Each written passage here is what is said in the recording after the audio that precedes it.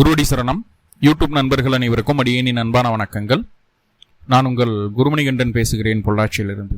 திருக்கணித பஞ்சாங்கத்தின்படி வரக்கூடிய கார்த்திகை மாதம் மகர ராசி அன்பர்களுக்கு என்ன மாதிரியான பலன்கள் நடக்க காத்திருக்கு அப்படிங்கிற விஷயத்தை இந்த பதிவில் பார்க்க போகிறோம். பாசிட்டிவ் நெகட்டிவ் ரெண்டுமே பார்த்துடலாம். நெகட்டிவ் ஏதாவது இருக்குது அப்படின்னா அது எப்படி பாசிட்டிவாக மாற்றிக்கிறது, அதற்குண்டான வழிபாட்டு முறைகள் என்ன, அதை எப்படி செய்யணும் அப்படிங்கிற எல்லா விதமான விவரங்களையும் விரிவாக தெளிவாக டீட்டெயில்டாக அந்த பதிவில் பார்க்கலாம்.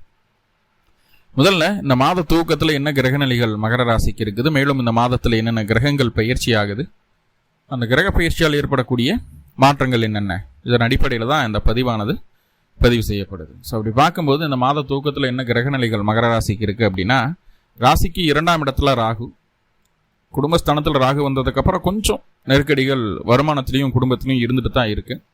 7.5 சனி ஒரு பகுதி முடிஞ்சாலுமே மகரத்துக்கு இன்னுமே அந்த பீஸ்ஃபுல்லான லைஃப் செட் அப்படிங்கிறது கொஞ்சம் இல்லாமல் தான் இருந்துட்டு இருக்குது. அது எந்த மகரத்தினாலையும் மறுக்க முடியாது.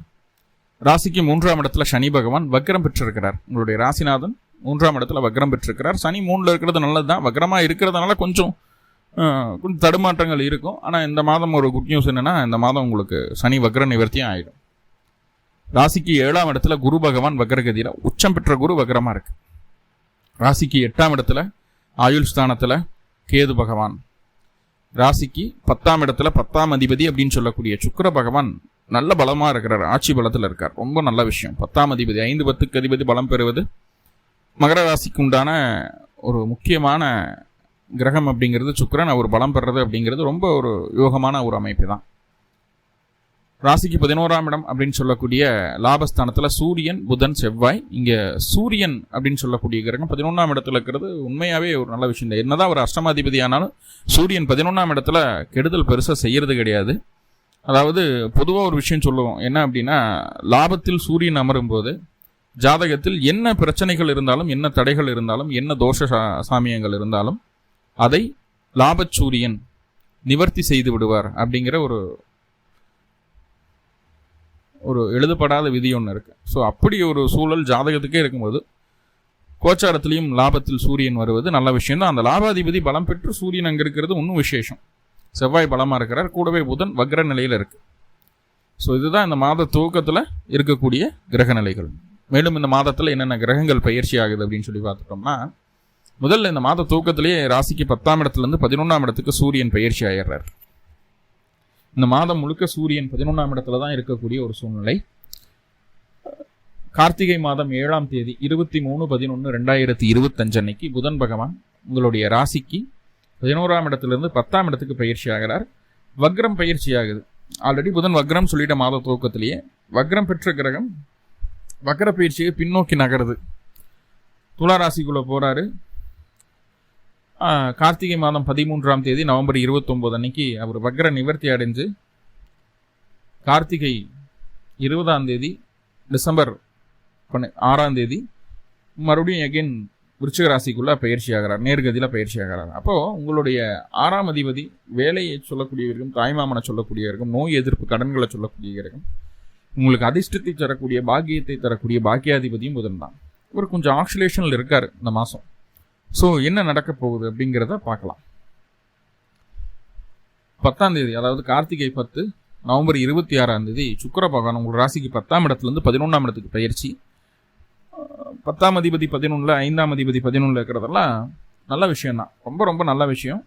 அதுக்கு திரிகோணத்தில் உங்களோட ராசி அதிபதி 2 கூடியவரும் இருக்கிறது இன்னும் கூடுதல் அட்வான்டேஜ் தான், நல்ல விஷயம் தான். சுக்கிரனுடைய பயிற்சி உங்களுக்கு சாதகமாக தான் இருக்குது. எல்லாரும் ரொம்ப எதிர்பார்த்த சனியினுடைய வக்ர நிவர்த்தி வரக்கூடிய கார்த்திகை மாதம் 12ஆம் தேதி நவம்பர் 28 அன்னைக்கு சனி வக்ர நிவர்த்தி அடைகிறாரு.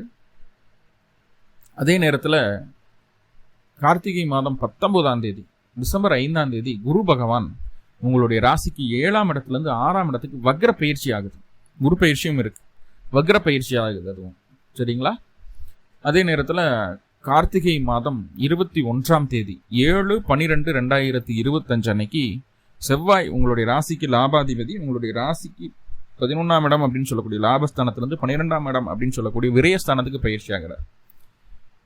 ஸோ விரயஸ்தானத்துக்கு பயிற்சியானாலும் ஒன்றும் பிரச்சனை இல்லை. செவ்வாயினுடைய பார்வை உங்களுடைய ராசிநாதனுக்கு இருக்குது, ராசிநாதனுடைய பார்வை செவ்வாய்க்கும் இருக்கிறது அப்படிங்கிறது ஒரு நல்ல விஷயம்தான். ஸோ அது அட்வான்டேஜாக எடுத்துக்கலாம். விரயங்கள் இருந்தாலும் லாபத்தோடு விரயம் இருக்கும் அப்படிங்கிறது நம்ம எடுத்துக்கலாம். ஒரு லாபத்துக்காக சில விரயங்களை செய்ய போகிறோம் அப்படிங்கிற மாதிரி பாணியில் போயிடும். இப்போ இதுதான் இந்த மாத துவக்கத்தில் இருக்கக்கூடிய கிரக நிலைகளும் இந்த மாதத்தில் நடக்கக்கூடிய கிரக பயிற்சிகளும். இதனால் என்னென்ன மாற்றங்கள் வரப்போகுது அப்படிங்கிற விஷயத்த பார்க்க போகிறோம். ஒவ்வொரு கிரகமாக நம்ம சொல்லிட்டு வரும்போது அந்த கிரகங்களை கரெக்டாக நோட் பண்ணிட்டு வாங்க. அந்த கிரகங்களுடைய தசாபுத்தி அந்தரங்கள் உங்களுடைய சுய ஜாதகத்தில் நடந்துட்டு இருந்தது அப்படின்னா கண்டிப்பாக நம்ம சொல்லக்கூடிய விஷயங்கள் உங்களுக்கு 100% பொருந்தி வரும்.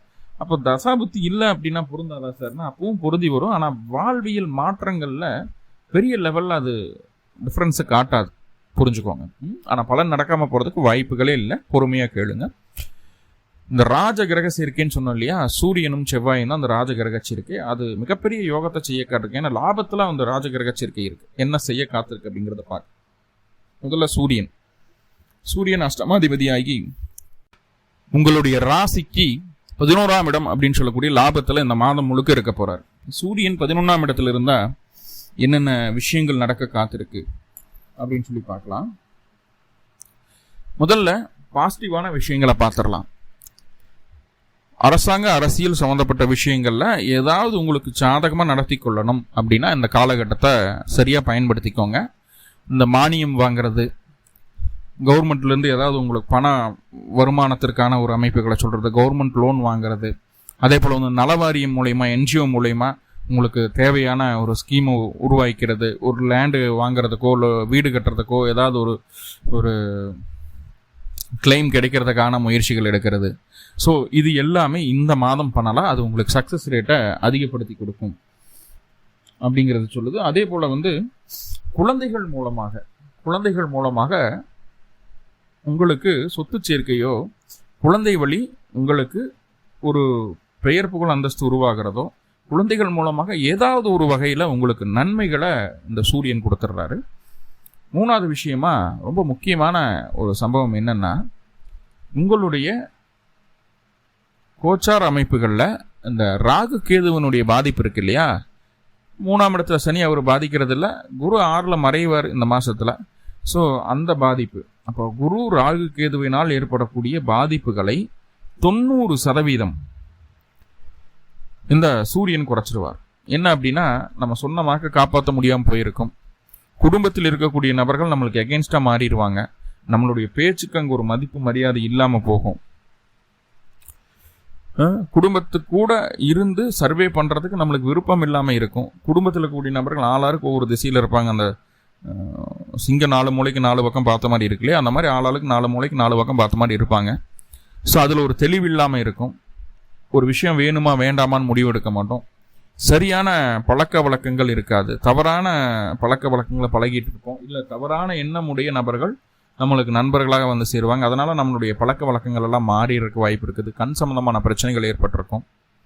நம்பிக்கை துரோகங்களை பார்த்துருப்போம். வரவேண்டிய பணம் வராமல் போயிருக்கும். திடீர் அதிர்ஷ்டத்தை நம்பி இருக்கிற காசு பணத்தை இழக்க வேண்டிய ஒரு சூழ்நிலை இருக்கும்.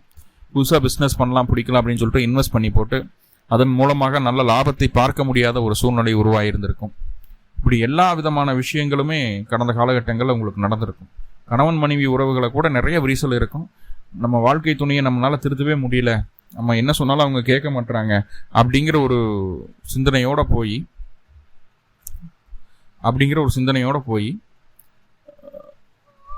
சரி இது இவ்வளோதான் முடிஞ்சு, இது திருத்த முடியாத ஒரு அமைப்பாக போயிடுது, இது அக்செப்ட் பண்ணிட்டு போகலாம் அப்படிங்கிற ஒரு மனநிலைமைக்குள்ள வந்துடுவோம். சில நேரங்களில் துணையை வேணான்னு சொல்லிட்டு விலகி இருக்கக்கூடிய ஒரு அமைப்பு. நிறைய குடும்பங்கள், நிறைய மகர ராசியில் இருக்கக்கூடிய நபர்கள் கணவன் மனைவிக்குள்ள பிரச்சனைகளை சந்திச்சதும் உண்டு. ஸோ இத்தனை விஷயங்கள் நடந்தது இல்லையா. இது எல்லாத்துக்குமே 11ஆம் இடத்தில் இருக்கக்கூடிய சூரியன் ஒரு சொல்யூஷனை கொடுப்பார். சூரியன் ஒரு சொல்யூஷனை கொடுக்குறாரு அப்படின்னா எப்படின்னா, அவர் வந்து வாழைப்பழத்தை உரிச்சு வாயில் ஊட்டியெல்லாம் விட மாட்டார். இதுதான் வழி, இப்படி தான் பண்ணணும் அப்படிங்கிறத ஏதாவது ஒரு அரசாங்க அரசியல் சம்மந்தப்பட்ட விஷயங்கள் இருக்கக்கூடிய நபர்களோ, ஏதோ ஒரு தலைமை தாங்கக்கூடிய ஒரு தலைமையில் இருக்கக்கூடிய நபர்களோ, குடும்ப தலைவர்களோ, ஏதாவது ஒரு வகையில் தலைமை பொறுப்பில் இருக்கக்கூடிய நபர்கள் மூலமாக சரியான அட்வைஸ் கிடைக்கும். அந்த காலகட்டம் அட்வைஸ்னா உட்காந்து ரொம்ப நேரம்லாம் பேசணும். 10 நிமிஷம் கூட அந்த அட்வைஸ் கிடைக்கிறது அப்படிங்கிறது ரேர் தான். இப்படி பண்ணுன்னு சொல்லிட்டு போயிடுவாங்க. ஸோ அதை நம்ம சரியாக பிடிச்சிக்கிட்டு கெஸ் பண்ணி போனோம் அப்படின்னா கண்டிப்பாக சக்ஸஸ் பண்ணிடலாம்.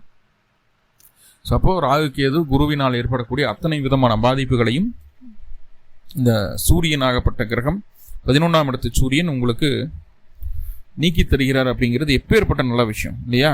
11ஆம் இடத்துல சூரியன் இருக்கார் அப்படிங்கிறது நம்மளுடைய பேச்சில் திறமையை வெளிப்படுத்தக்கூடிய ஒரு அமைப்புகளுக்குள்ள வந்து பேச்சில் வல்லவர்களாக மாறிவிடுவீர்கள்.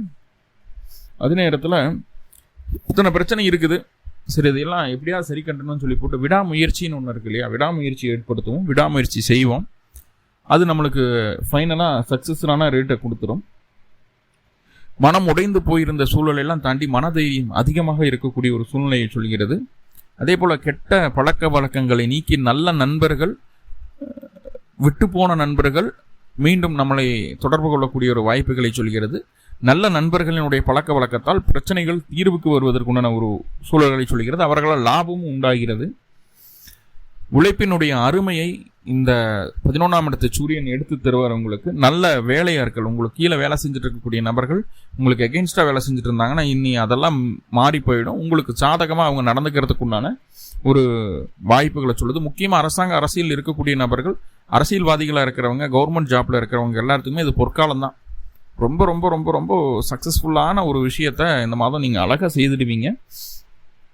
அதே போல் மேலதிகாரிகள் மூலமாகவும் உங்களுக்கு கீழே இருக்கக்கூடிய நபர்கள் மூலமாகவும் இருந்து வந்த பிரச்சனைகள் நீங்குது. மேலதிகாரிகள் முழு ஆதரவை தருகிறார்கள். உங்களுடைய வளர்ச்சிக்காக சில முக்கியமான துணுக்குகளை, வேலை நுணுக்கங்களை உங்களுக்கு சொல்லித்தரக்கூடிய ஒரு அற்புதமான காலகட்டம் அப்படிங்கிறத சொல்லுது.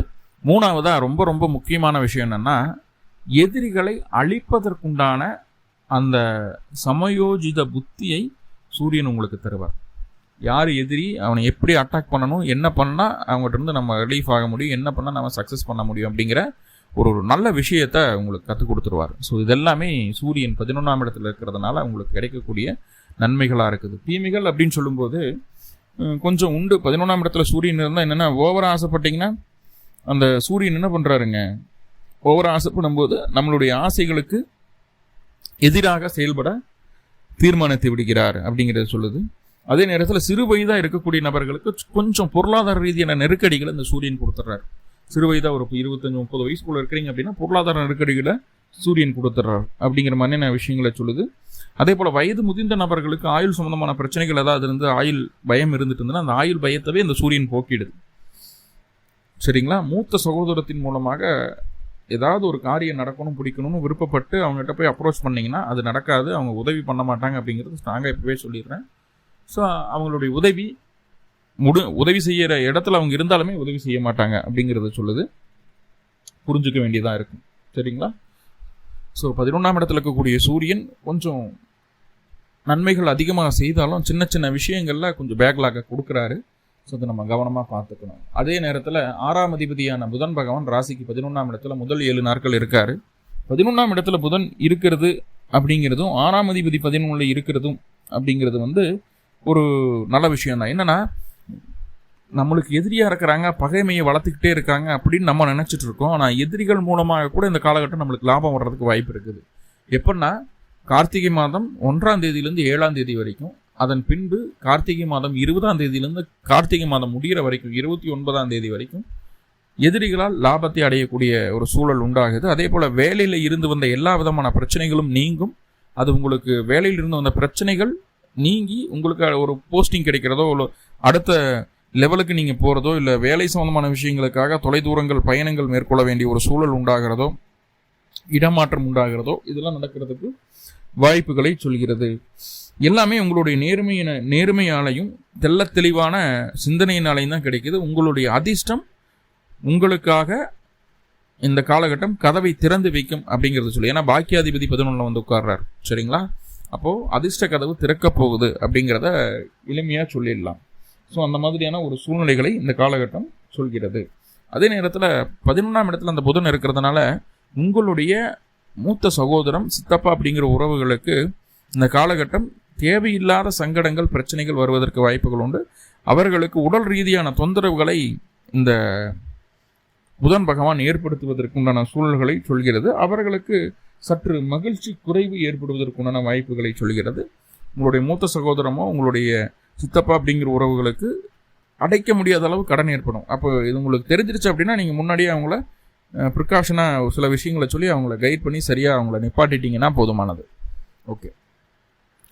அதே நேரத்தில் புதன் 23, 11/11/2025 அன்னைக்கு துலாத்துக்குள்ள பயணிக்கிறார். டிசம்பர் 6ஆம் தேதி வரைக்கும் அவர் துலா ராசியிலேயே இருக்கிறார். அப்போ 6 கூடியவர் 10ஆம் இடத்துல இருக்கிறதும் 9ஆம் அதிபதி 10ஆம் இடத்துல இருக்கிறதும் தர்மகர்ம அதிபதி யோகத்தை ஏற்படுத்துது அப்படிங்கிறது சொல்லுது. 6ஆம் அதிபதி 10ல் இருக்கார் அப்படிங்கிறது உங்களுக்கு நல்ல விஷயமான்னு கேட்டிங்கன்னா, பொருளாதார ரீதியான நெருக்கடிகளை சரி செய்யக்கூடிய ஒரு நல்ல அமைப்பினே சொல்லிடுவேன். ஆனால் 6ஆம் அதிபதி 10ல் இருக்கும்போது சொந்த ஊரில் இருக்கிறவங்களை விட வெளியூர் வெளிமாநில வெளிநாட்டில் இருக்கக்கூடிய நபர்கள் தான் நல்ல சம்பாத்தியத்தை அடைகிறாங்க. அதே நேரத்தில் தொழில் சார்ந்த விஷயங்களில் உங்களை இப்போ ஒரு இன்ஜினியராக இருக்கிறீங்க, ஒரு டாக்டராக இருக்கீங்க, என்ன ப்ரொஃபஷனில் இருக்கீங்களோ அந்த ப்ரொஃபஷனுக்கு கெட்ட பெயரை ஏற்படுத்துவதற்குண்டான வாய்ப்புகள் ஒரு 30% இருக்குது. ஸோ அதற்கு வாய்ப்பளிக்காமல் நடந்துக்கிறது அப்படிங்கிறது நம்மளுடைய சாமர்த்தியம் அப்படிங்கிறத சொல்லுது. நம்ம உண்டு நம்ம வேலையுண்டுன்னு இருக்கணும். 6ஆம் அதிபதி 10ல் இருந்தால் நம்ம உண்டு நம்ம வேலையுண்டுன்னு இருந்தால் சக்ஸஸ் பண்ணிடலாம். ஊர் வம்புக்கு போகக்கூடாது அப்படிங்கிறத தெளிவாக புரிஞ்சுக்கோங்க. ஓகே, இப்போ 9ஆம் அதிபதி 10ல் அல்லது புதன் 10ஆம் இடத்துல இருக்கார் அப்படிங்கிறது ஒரு நல்ல விஷயம்தான். புதன் 10ஆம் இடத்துல இருக்கலாமா சார்னா, வியாபார கிரகம் அவர், சரிங்களா? வியாபார ஸ்தானத்தில் தொழில் ஸ்தானத்தில் புதன் இருக்கிறது அப்படிங்கிறது நல்லா இருக்கும். முக்கியமாக அந்த எழுத்து சம்மந்தமான விஷயங்கள்ல இயலிசை நாடகத்துறையில் இருக்கிறவங்களுக்கு, ஆராய்ச்சி பண்ணக்கூடிய நபர்களுக்கு, கணிதத்துறையில் இருக்கிறவங்களுக்கு, ஒரு டீச்சராக இருக்கிறவங்களுக்கு, இது எல்லாமே இது சார்ந்த புதன் சார்ந்த துறைகளில் ஒரு எஜுகேஷன் சைடில் இருக்கிறவங்களுக்கு, ஒரு ரிஜிஸ்ட்ரேஷன் ஃபீல்டில், டாக்குமெண்ட் ஃபீல்டில், ஒரு கொரியர், இந்த மாதிரி விஷயம், மாஸ் மீடியா, இதுல எல்லாம் இருக்கிறவங்களுக்கு எல்லாமே ரொம்ப ரொம்ப அற்புதமான ஒரு காலகட்டமாக இருக்கும். ரொம்ப வெற்றிகரமான சில விஷயங்களை சிம்பிளாக செய்து முடிக்கிறதுக்கு உண்டான வல்லமையை அந்த புதன் பகவான் கொடுத்துருவார். நிறைய பேர் 10ஆம் இடத்துல புதன் இருக்கும்போது சுபகாரியங்களை தானாக முன்னின்று நடத்தி வழி நடத்தி அதை செய்து முடிக்கக்கூடிய ஒரு அமைப்பு கூட இருக்கும். அதை பிரியப்பட்டு செய்வாங்க அப்படிங்கிறத நம்ம சொல்லிடுறோம். எல்லா வேலைகளையும் சுலபமாக செய்யறதுக்கு என்ன வழி அப்படிங்கிறது 10ஆம் இடத்து புதன் தான் உங்களுக்கு ஏற்படுத்தி தரப்போறார். இப்போ 10ஆம் இடத்துக்கு புதன் வர்றதும் தர்ம கர்மாதிபதியாக இருக்கிறதும் ரொம்ப ரொம்ப ஒரு விசேஷமான பலன்களை தான் தரும் அப்படிங்கிறதுல மாற்றம் இல்லை. புதனுடைய நகர்வு ஏறத்தாழ ஒரு 70-80% சாதகமான பலன்களையே தர இருக்கிறது. அடுத்ததாக சுக்கிரன் 10ஆம் தேதிக்கு மேலே, கார்த்திகை 10க்கு மேலே, அதாவது நவம்பர் 26க்கு மேலே உங்களுடைய ராசிக்கு 11ஆம் இடத்துக்கு பயிற்சி ஆகிறார். முதல்ல சுக்கிரன் 11ஆம் இடத்துக்கு பயிற்சி ஆகிறது அப்படிங்கிறதும் 10ஆம் இடத்துல சுக்கிரன் தான் என்ன அப்படிங்கிறதையும் நம்ம பார்த்துடலாம். 11ஆம் இடத்துல கடைசி 20 நாட்கள் இருக்க போகிறதுனால 11ஆம் இடத்துல சுக்கிரன் இருக்கும்போது வீடு, நிலம், வாகனம் எல்லாம் வாங்கணும், பிடிக்கணும் அப்படிங்கிற ஏதாவது முயற்சிகள் எடுத்துகிட்டு இருக்கிறீங்க, இல்லை வாகனத்தை சேல்ஸ் பண்ணணும், வீட்டை சேல்ஸ் பண்ணணும், நிலத்தை சேல்ஸ் பண்ணணும் அப்படின்னு அதுக்கு உண்டான ஒரு சாதகமான ஒரு சூழ்நிலை நம்மளுக்கு வருவதற்கு வாய்ப்புகளை சொல்லுகிறது. அதே நேரத்தில் கணவன் மனைவி மீதோ, மனைவி கணவன் மீதோ தீராத ஆசைகளை ஏற்படுத்தி கொள்கிறார்கள். அதீத ஆசைகளும் அதீத காமமும் இந்த காலகட்டம் வெளிப்படும். இப்போ உங்களோட வாழ்க்கை துணை கிட்ட இந்த மாதிரி விஷயங்கள் இருக்கும் பட்சத்தில் கொஞ்சம் அனுசரித்து போகணும், விட்டு கொடுத்து போகணும் அப்படின்ற மாதிரியான சில விஷயங்களை நம்ம இங்கே சொல்ல கடமைப்பட்டிருக்கிறோம். அதே நேரத்தில் பெண்களால் எதிர்பாராத நல்ல லாபங்களை அடையக்கூடிய ஒரு சூழ்நிலையை சொல்கிறது. உங்களுடைய திறமையையும் உங்களுடைய யதார்த்தமான நடைமுறையையும் உங்களுடைய கவர்ச்சிகரமான செயல்பாடுகளையும் மற்றவர்கள் ரசிப்பார்கள். அந்த ரசனையின் மூலமாக நல்ல லாபத்தை நீங்கள் பெற்றுக்கொள்ளலாம். ஸோ அப்படி ஒரு நல்ல விஷயம் இருக்குது. 11ஆம் இடத்துக்கு சுக்கிரன் வரும்போது உங்களுடைய நடவடிக்கைகளை மற்றவர்கள் ரசிக்கும் விதமாக இருக்கும் அப்படிங்கிற விஷயத்த சொல்லுது. சின்ன சின்ன விஷயங்களுக்கு ரொம்ப ஆசைப்படாதீங்க.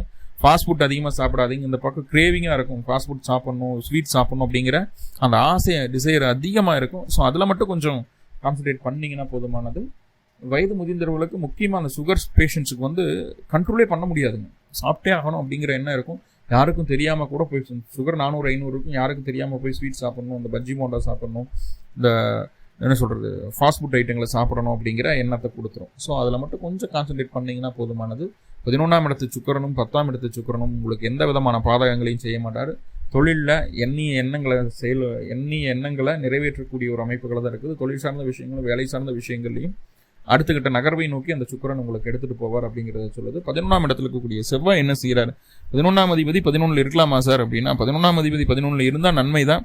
அதிகப்படியான ஆசைகளை வெளிப்படுத்தும் போது அந்த ஆசைகள் நிராசையாகுவதற்கு வாய்ப்புகள் உண்டு. ஆனால் ஆசைகள் கட்டுக்குள் இருந்தால், எனக்கு இப்போ செஞ்சுருக்கேன், எனக்கு இதுக்குண்டான பலன் கிடைச்சா போதும் அப்படின்னு நினச்சிங்கன்னா கண்டிப்பாக உண்டு.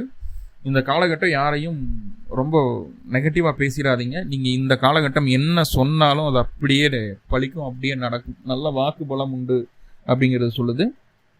பொருளாதார ரீதியாக இருந்த இந்த தடைகள் நிவர்த்தியாகும். சம்பாதிக்கக்கூடிய காசை சேவிங்ஸ் பண்ணுறதுக்குண்டான ஒரு சூழ்நிலை உண்டாகும். அதே போல் தந்தைக்கு மட்டும் சற்று உடல்நல தொந்தரவுகள் அது ஏற்படுத்துது அப்படிங்கிறத சொல்லுது. அதே போல் சுய சம்பாத்தியத்தில் சொத்து சேர்க்கை உண்டாவதற்குண்டான ஒரு பிள்ளையார் சொல்லி இந்த மாதம் போடுவீங்க அப்படிங்கிறது சொல்லுது. எந்த ஒரு சூழல்லையும் எல்லா சூழ்நிலையிலையும் எந்த ஒரு சூழ்நிலையும் உங்களுக்கு சாதகமாக மாற்றிக்கொள்ளக்கூடிய சகலகல வித்தைகளை கையில் வைத்திருக்கக்கூடிய நபர் அப்படிங்கிறத மற்றவங்க அறிஞ்சுக்குவாங்க, புரிஞ்சுக்குவாங்க அப்படிங்கிறது சொல்லுது. கடினமான உழைப்பு, அந்த உழைப்புக்கேற்ற பலனை இந்த காலகட்டம் அனுபவிப்பீர்கள். அதிகாரம், அந்தஸ்து, செல்வாக்கு எல்லாமே உங்களை தேடி வரக்கூடிய ஒரு அமைப்பாகவே சொல்கிறது. அப்போது செவ்வாயுமே நல்ல நிலையில் இருக்குது. ஆனால் செவ்வாய் 12ஆம் இடத்துக்கு பயிற்சி ஆகிறார் 21ஆம் தேதி, கார்த்திகை 21 7/12/2025 அன்னைக்கு உங்களுடைய விரயஸ்தானத்துக்கு பயிற்சி ஆகிறார். அப்படிங்கும்போது தாய்க்கு சற்று உடல்நல தொந்தரவுகளை ஏற்படுத்துகிறது. தாயின் மூலமாக சற்று விரைய செலவுகளும் வந்து சேருகிறது. அதே நேரத்தில் வண்டி வாகனம் வீடு சம்பந்தமான விஷயங்கள்ல மராமத்து பணிகள் செய்கிறதோ, 2 வீலரோ 4 வீலரோ சர்வீஸ் விடுறதோ, ஸோ அந்த மாதிரி விஷயங்கள் உங்களுடைய வாகனங்களை புதுப்பிக்கிறதுக்கு உண்டான வழிகளை செய்ய போகிறீங்க. ஸோ அதுவும் உங்களுக்கு சாதகமாக தான் இருக்குது. ஆனால் செலவுகள் வரும். சுப செலவுகளை செய்ய காத்திருக்கிறீங்க. உங்களுடைய சுகத்திற்காக சுப செலவுகளை செய்ய காத்திருக்கீங்க அப்படிங்கிறத இந்த மாத இறுதியில் செவ்வாய் தரக்கூடிய பலனாக நம்ம பார்க்கலாம். ஸோ இதுதான் இந்த மாதத்தில் நடக்கக்கூடிய ப்ளஸ் மைனஸ் எல்லாமே பார்த்துட்டோம். மைனஸ் கொஞ்சம் இருக்கிறது அப்படிங்கும்போது அதை எப்படி ப்ளஸ்ஸாக மாற்றிக்கிறது அப்படின்னா, சிம்பிள், அருகில் இருக்கக்கூடிய காமாட்சி அம்மன் கோவிலுக்கு போங்க, காமாட்சியை வழிபாடு செய்துட்டு வாங்க. பிறந்த கிழமை அன்னைக்கு, பிறந்த நட்சத்திரத்தன்னைக்கு இந்த வழிபாடு செய்யுங்க. கண்டிப்பாக இந்த மாதம் உங்களுக்கு மிகுந்த ஏற்றம் மிகு மாதமாக இருக்கும். நிறைய பிரச்சனைகளை பார்த்துருச்சு மகரம், அதுலேருந்து ஃபுல் ரிலீஃப் ஆகக்கூடிய ஒரு சூழல் மகரத்துக்கு வந்தாச்சு அப்படிங்கிறத சொல்லிடலாம். மேலும் மகர ராசி என்பவர்களுக்கு எல்லா விதமான விஷயங்களும் நன்மையாகவே முடியட்டும் அப்படின்னு சொல்லி எல்லாம் வல்ல பரம்பொருளை பிரார்த்தனை பண்ணிட்டு இந்த பதிவை முடிச்சுக்கிறேன். நன்றி நண்பர்களே, நன்றி. வாழ்வளமுடன். திருச்சிற்றம்பலம்.